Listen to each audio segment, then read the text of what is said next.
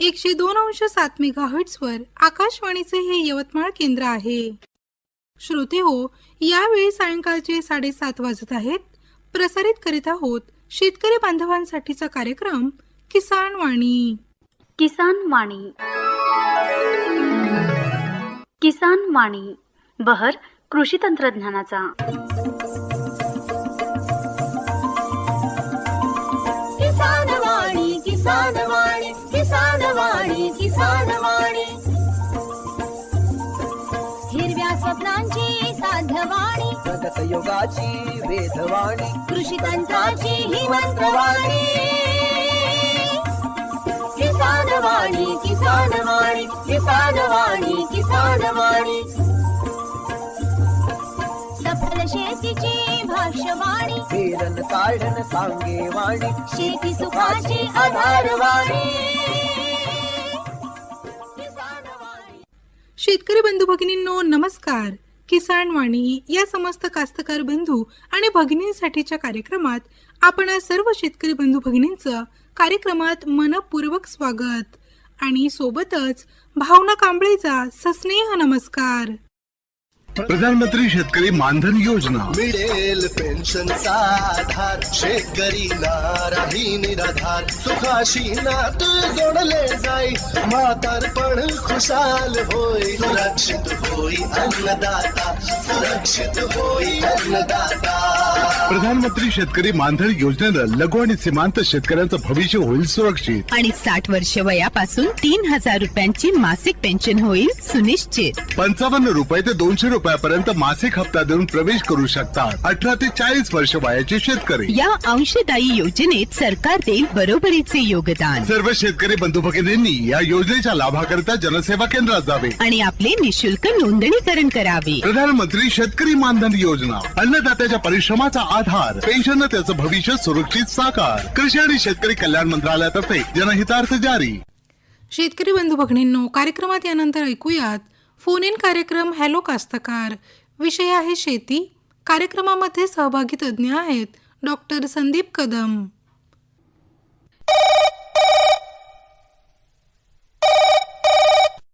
Phone in कार्यक्रम hello कास्तकार. Hello कास्तकार मॅडम नमस्कार, बोला. ताई, मी अंजन खेडवरून बोलत आहो. बिंबिसार भगत, बर तालुका माहूर, जिल्हा नांदेड. बर, तिकडे ऐकायला येतं यवतमाळ आकाशवाणी. हो, एकदम क्लिअर येते ताई. बरं बरं भगतजी, आज आपल्याला शेतीविषयक प्रश्न विचारायचे आहेत, विचारा. हो, तर माझे 2 प्रश्न आहेत ताई. बोला. माझा पहिला प्रश्न आहे, ते मोसंबी लावली मी 2-2.5 एकर. बरं.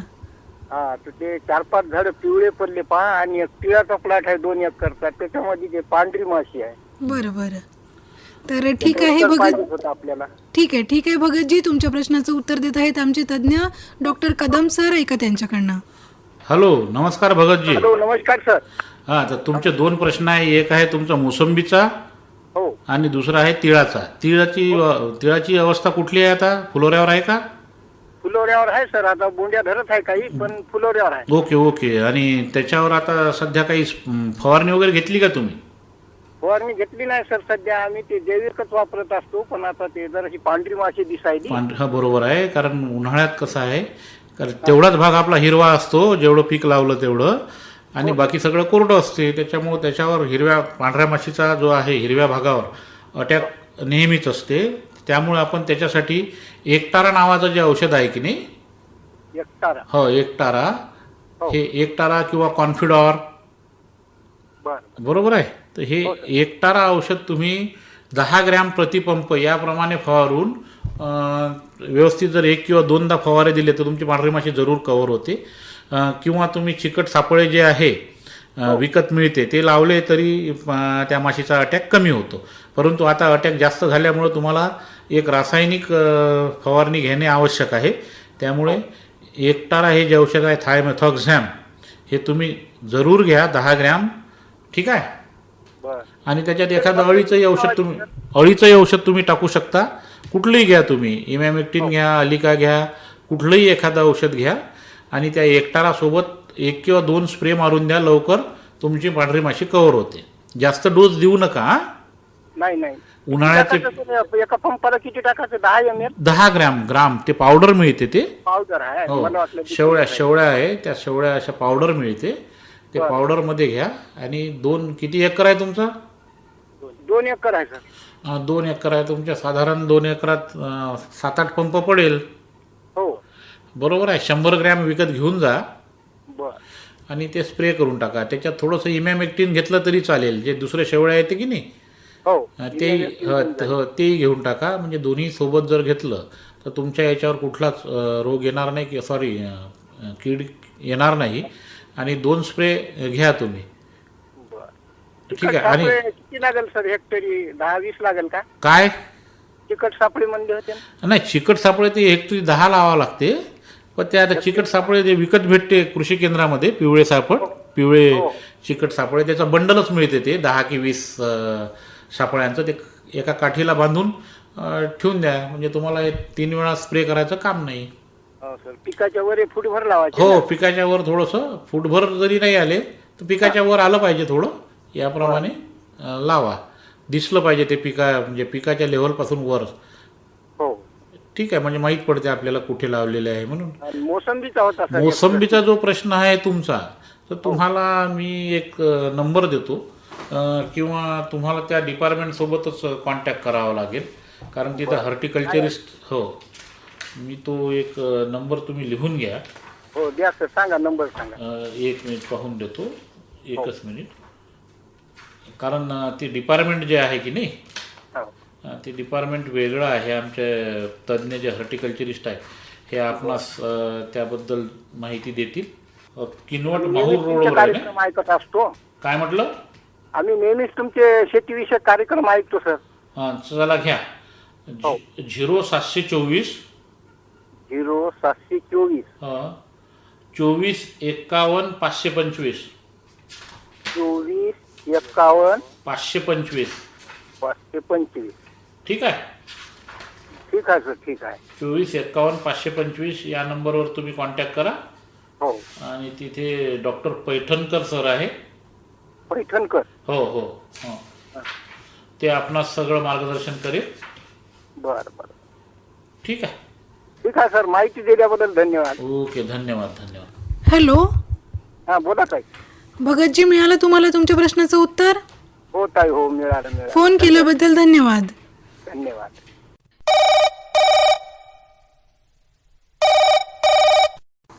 फोन इन कार्यक्रम हॅलो कास्तकार. नमस्कार ताई. नमस्कार दादा, बोला. माझा तिळाबद्दल प्रश्न होता ताई. हो हो, सुरुवातीला तुम्ही कुठून बोलता ते सांगा आणि तुमचं नाव सांगा. मी युवराज अनंता भगत, बर मुक्काम पोस्ट अंजनखेड, तालुका माहूर, जिल्हा नांदेड. बर बर. बोला, काय प्रश्न आहे तुमचा? माझा तिळाबद्दल प्रश्न आहे ताई. तीळ आता फुलोरा अवस्थेत आहे बर. आणि त्याच्यावर सध्या पांढऱ्या माशीचा प्रादुर्भाव जास्त दिसून राहिला. बर बर. हॅलो. बोला सर. नमस्कार भगतजी. आताच तुमच्या इथून एक पुन्हा भगत यांचा शेतकरी भगतच होते, त्यांचाही फोन आला होता. त्यांनी हाच प्रश्न विचारला. असं का? हो, पांढऱ्या माशीचे त्यांचे जो तीळ आहे तो 2 एकर आहे म्हणे, आणि त्याच्यावर पांढऱ्या माशीचा म्हणजे प्रादुर्भाव झालेला आहे असं त्यांचं म्हणणं होतं. ते भगत कोण होय सर? आता त्यांचं नाव गेलं ते, त्याच्यामुळं काही हरकत नाही. तर तुम्ही आता आमचं प्रसारण होणारच आहे, त्यामध्ये सांगितलेलंच आहे मी. तरी तुम्ही मला सांगतो की एकटारा हे नावाचं औषध भेटते. थायमेथॉक्झॅम 10 ग्रॅम. एकटारा 10 थायमेथॉक्झॅम 10 ग्रॅम. आणि प्लस त्याच्यासोबत एखादं अळीनाशक घ्या तुम्ही. जसं अळीनाशक काय घेऊ? अळीनाशक तुम्ही घ्या ना, इमॅमेक्टिन बेन्झोएट. ते किती घ्यायचं सर? ते 10 ग्रॅम घ्या, जास्त घेऊ नका. 10 ग्रॅम का? हो, 8 ते 10 ग्रॅम ते घ्या आणि 10 ग्रॅम हे घ्या. एका पंपाला सांगत आहो मी. उन्हाळ्याचे दिवस असल्यामुळं 15 लिटरच्या. आणि त्याची 1 ते 2दा स्प्रे करा. ठीक आहे. बरं. म्हणजे 8 दिवसाच्या फरकाने? हो, 7-8 दिवसाच्या फरकाने 2 स्प्रे घेऊन टाका. म्हणजे तुमचं पूर्ण कंट्रोल होते. आणि जमलं तर चिकट सापळे विकत मिळतात, पिवळे चिकट सापळे. चिकट सापळे कृषी केंद्रात चौकोनी असे याचे हे असतात, तुकडे असतात. हो, पण मिळतात कुठे सर? कृषी केंद्रात मिळेल. तर तिथे नाही मिळणार तुम्हाला. मोठ्या म्हणजे जसं यवतमाळला वगैरे केली नाही मी. हा नांदेडला वगैरे चौकशी करा चांगल्या कृषी केंद्रात. बरं. आणि ते एकरी 8 ते 10 लावून द्या. काही ना हो, साध्या माझा एकच एकर तीळ आहे. मग काय 10 जरी विकत आणले जास्त महाग नसतात ते स्वस्त आहे. बर. किंवा तुमच्या इथं जर पिवळं काही असेल पिवळा कागद वगैरे त्यात पिवळ्या कागदाला ते ग्रीस विकत मिळते 10 रुपयाचं पॅकेट मिळते ग्रीसचं. हो. ते ग्रीस लावून जसं साधारण कडक कागद घ्या आणि त्याला चिटकून ठेवून द्या. पिवळ्या कागदाला बी चालेल का? पिवळा पाहिजे पिवळं याच्यासाठी ग्रीस लावलं तर पिवळा कागद याच्यासाठी घेतो आपण की पिवळ्या रंगाकडे किडी आकर्षित होतात. बरं. म्हणून पिवळा कागद घेतला जातो. ग्रीस लावलं तर चालेल ना, सर? चालते ग्रीस ठीक आहे सर. ठीक आहे. आपण कोण बोलता सर? मी संदीप कदम डॉक्टर संदीप कदम प्रभारी अधिकारी कृषी संशोधन केंद्र यवतमाळ. ठीक आहे. हॅलो हा. भगतजी, मिळालं तुम्हाला तुमच्या प्रश्नाचं उत्तर? हो ताई. फोन केल्याबद्दल धन्यवाद. धन्यवाद ताई, धन्यवाद.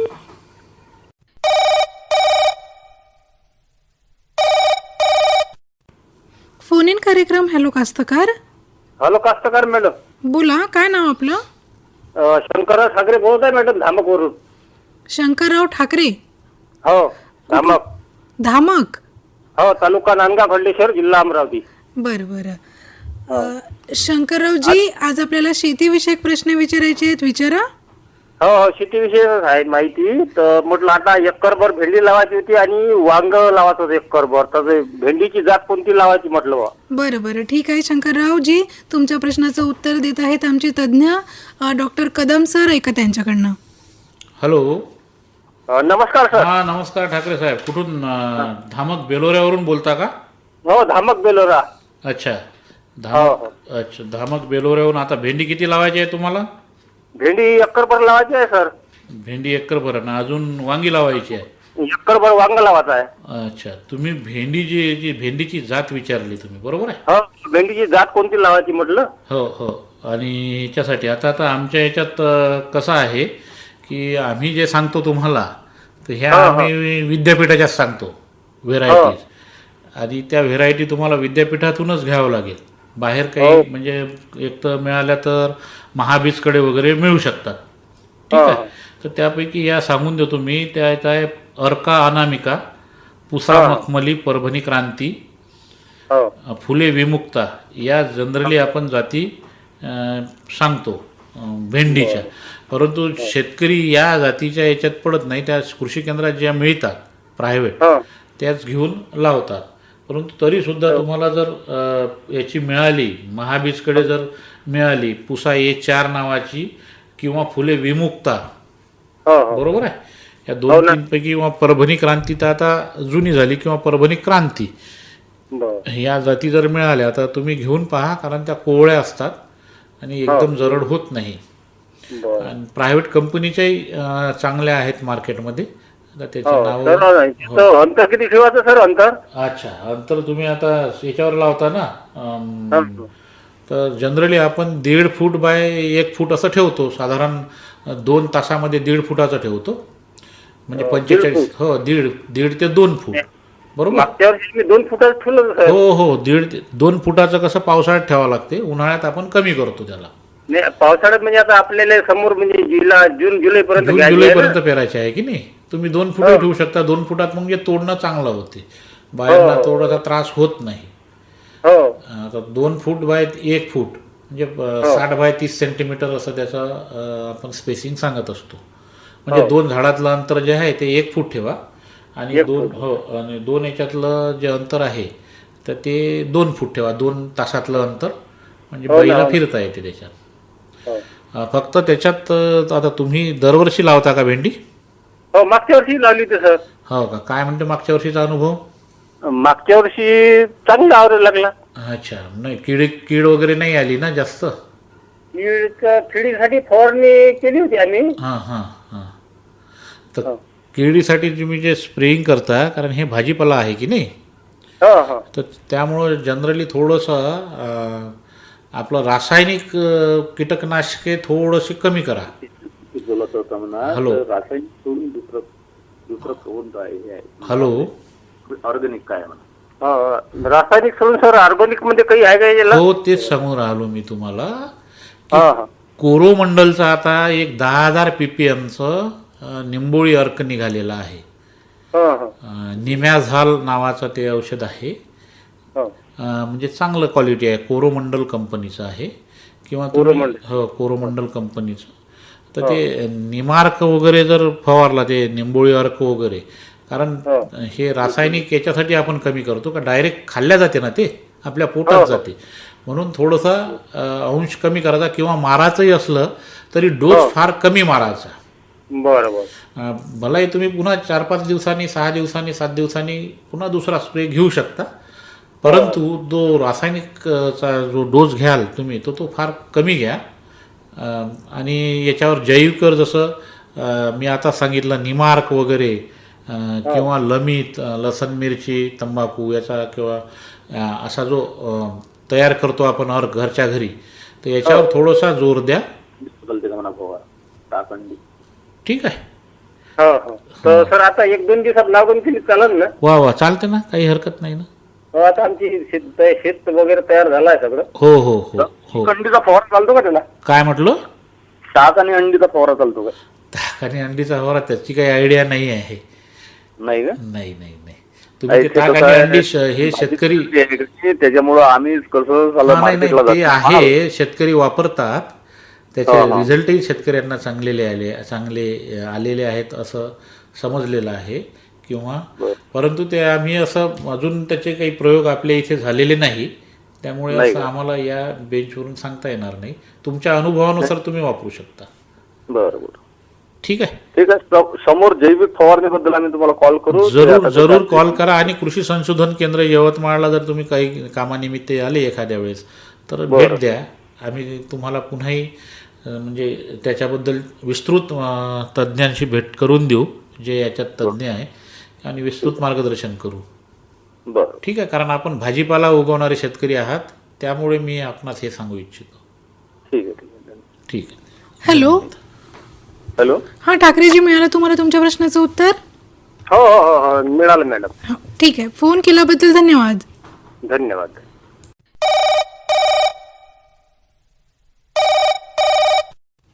शेतकरी बंधू भगिनींनो, आताच आपण फोन इन कार्यक्रम हॅलो कास्तकार ऐकलात.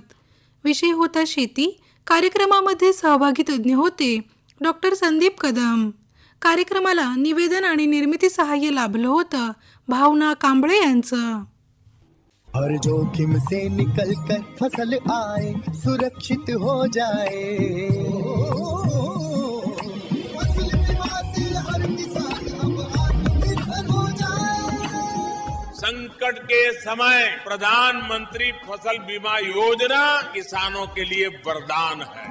अब सूखा पड़े या बाढ़ आ जाए कोई डर नहीं. अब ओले पड़े या कीट पतंगे फसल खा जाए कोई फिक्र नहीं, क्योंकि हमने लिया है प्रधानमंत्री फसल बीमा. बुआई से फसल कटाई तक हर जोखिम का दावा, न्यूनतम प्रीमियम पर अधिकतम भुगतान का वादा. योजना से हर साल जुड़ रहे हैं 5 करोड़ से ज्यादा किसान. अब आपकी है बारी. नजदीकी कृषि कार्यालय, सहकारी समिति, बैंक शाखा, अधिकृत बीमा कंपनी या जन सेवा केंद्र में स्वेच्छा से करा सकते हैं पंजीकरण. फसल बीमा पोर्टल या फसल बीमा ऐप द्वारा भी कराया जा सकता है पंजीकरण. प्रधानमंत्री फसल बीमा योजना, आपकी फसलों का संपूर्ण सुरक्षा कवच. कृषि एवं किसान कल्याण मंत्रालय, भारत सरकार. शेतकरी बंधू भगिनींनो नमस्कार. मंडळी, कृषीवाणी या दैनंदिन सदरात आज आपण माहिती जाणून घेऊयात फळबागेसाठी शेत जमिनीची योग्यता तपासणी याविषयी. मंडळी, नवीन फळबाग लागवड करताना आपण लागवड करत असलेली फळबाग वर्षानुवर्षे फळांचे उत्पादन देत राहील याचा विचार होणे अत्यंत गरजेचे आहे. फळबागेखाली असलेले क्षेत्र, त्याची मशागत, फळबागांच्या लागवडीपासून तिची जोपासना करण्यासाठी सुरुवातीच्या सुमारे 4 ते 5 वर्षे होणारा लाखो रुपयांचा खर्च, या सर्व बाबी व्यावसायिकदृष्ट्या विचारात घेणे आवश्यक आहे. सर्वच शेतजमिनीत सर्व प्रकारची फळपिके स्थापित होत नसतात. अयोग्य जमिनीत फळबाग लागवड केली तर फळपीक लागवड केल्यानंतर त्याची उगवण होणे आणि वाढ होणे ही नैसर्गिक प्रक्रिया सर्वच प्रकारच्या जमिनीत घडून येते. किंबहुना सुरुवातीची 4 ते 5 वर्ष फळझाडे चांगली वाढलेली सुद्धा दिसतात. आपला हेतू केवळ पिकांची लागवड करणे हा नसून त्यापासून चांगले उत्पादन मिळविणे हा असतो. परंतु कालांतराने अशा फळांना बहार किंवा फुलधारणा न होणे, झाडांची योग्य वाढ न होणे, झाडे अकाली वाळणे, त्यांना फळे न लागणे, त्यापासून अपेक्षित उत्पादन न मिळणे इत्यादी समस्या दिसू लागतात. बहारासाठी ताण आवश्यक असणारी फळझाडे, उदाहरणार्थ लिंबू वर्गीय फळझाडे, तसेच आंबा, डाळिंब अशा प्रकारच्या फळांमध्ये आत्ताच सांगितलेल्या समस्या प्रामुख्यानं दिसून येतात. परंतु या समस्या दिसून येईपर्यंत 4 ते 5 वर्षाचा कालावधी निघून गेलेला असतो आणि आपली लाखो रुपयांची गुंतवणूक झालेली असते. त्यानंतर देखील आपल्या बागेतील झाडांना फळे का येत नाहीत किंवा यातून अपेक्षित उत्पादन का येत नाही याची कोणतीही शास्त्रीय शहानिशा न करता यावर उपाययोजना करण्यासाठी सुद्धा शेतकरी बराच अनावश्यक खर्च करून बसतात.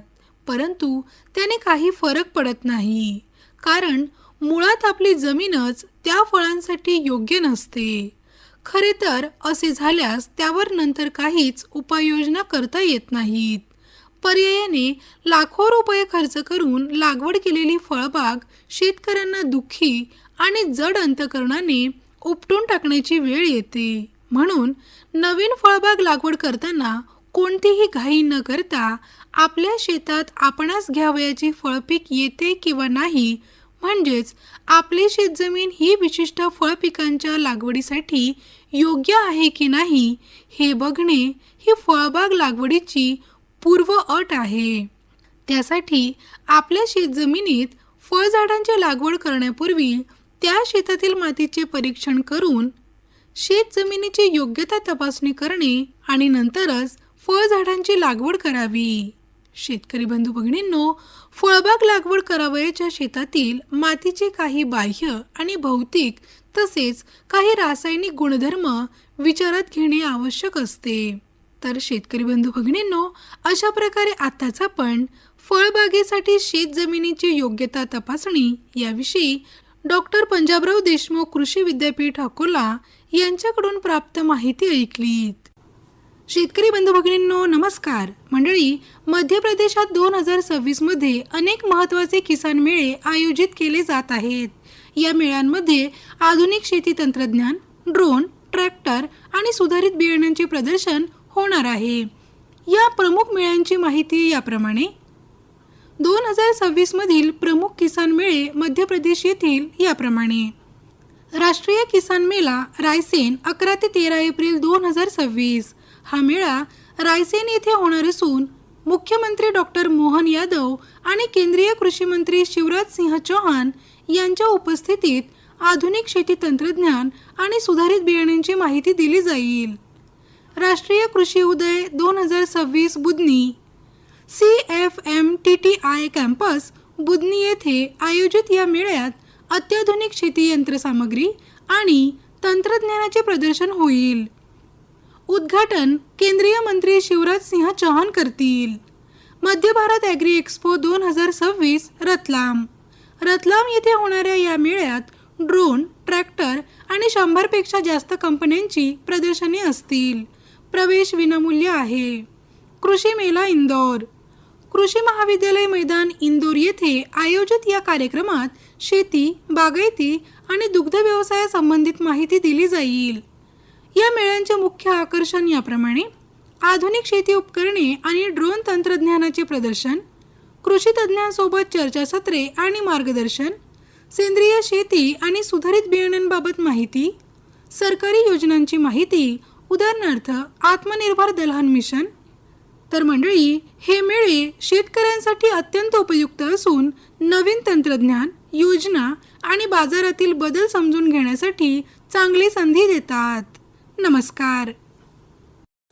आणि मंडळी, कार्यक्रमात शेवटी ऐकूयात हवामान वृत्त आणि हवामानाचा अंदाज. गेल्या 24 तासातील पर्जन्यमान. मध्य महाराष्ट्रात तुरळक ठिकाणी मुसळधार पाऊस पडला. कोकण, गोवा, मराठवाडा आणि विदर्भात तुरळक ठिकाणी पाऊस पडला.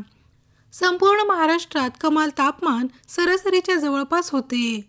गेल्या 24 तासात राज्यातील प्रमुख शहरांमध्ये नोंदवले गेलेले किमान तापमान अंश सेल्सिअसमध्ये याप्रमाणे: अकोला येथे 39.1, अमरावती येथे 38.4, नागपूर येथे 31.4, वर्धा या ठिकाणी 37.5 आणि यवतमाळ या ठिकाणी 37.4 अंश सेल्सिअस किमान तापमान नोंदवले गेले. राज्यात सर्वात जास्त कमाल तापमान वाशिम येथे 39.6 अंश सेल्सिअस नोंदवले गेले. पुढील हवामानाचा अंदाज याप्रमाणे: कोकण, मध्य महाराष्ट्रात हवामान कोरडे राहण्याची शक्यता, तर मराठवाडा आणि विदर्भात तुरळक ठिकाणी पाऊस, तर काही ठिकाणी मेघगर्जनेसह विजांचा कडकडाट आणि सोसाट्याचा वारा वाहण्याची शक्यता हवामान विभागाने वर्तवली आहे. शेतकरी बंधू भगिनींनो, हा होता हवामानाचा अंदाज आणि हा अंदाज आपणास प्राप्त झाला होता भारतीय हवामानशास्त्र विभाग पुणे यांच्याकडनं. आणि मंडळी, आता वेळ झाली आहे कार्यक्रमाची सांगता करण्याची. भेट तर आहेच पुढील कार्यक्रमात. तोपर्यंत भावना कांबळेला अनुमती द्या. नमस्कार. माहितीचा वावर किसान वाणी.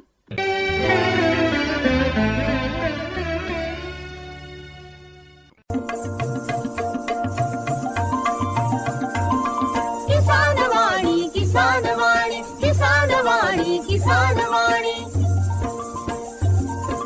हिरव्या स्वप्नांची साध्यवाणी, प्रगत योगाची वेधवाणी, कृषी तंत्राची ही मंत्रवाणी. किसान वाणी, किसान वाणी, किसान वाणी, किसान वाणी.